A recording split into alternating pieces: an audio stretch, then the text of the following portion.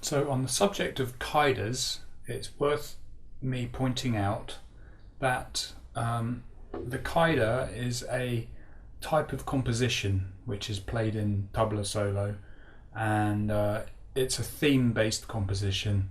So the first bit that we play, the very first thing that we play is the theme, and then all these variations that come afterwards, they're played in sequence, and these shift through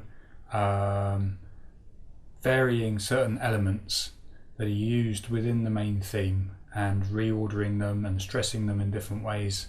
But always we end the end of the first half and the end of the second half in the same way each way. You'll notice that in the first Kaida we did, we had da da tu na at the end of the first half and da da din na at the end of the second half, and that pattern is preserved all the way through.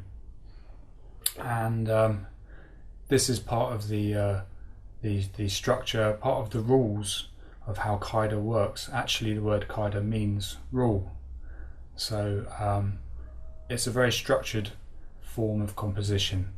And at the end of the variations, when we get to the end of the variations, we play the tihai to conclude. The tihai is a conclusion of the Kaida, and then we can move on after that, move on to something else.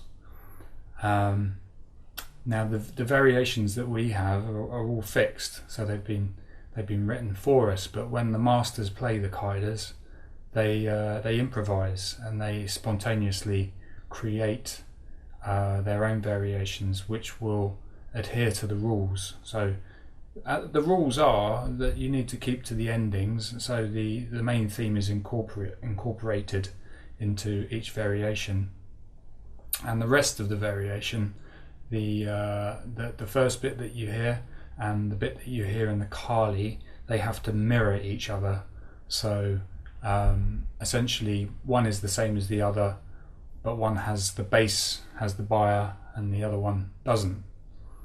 And the most important rule of Kaida is that you can't use any bowls in your variations that haven't appeared in the main theme.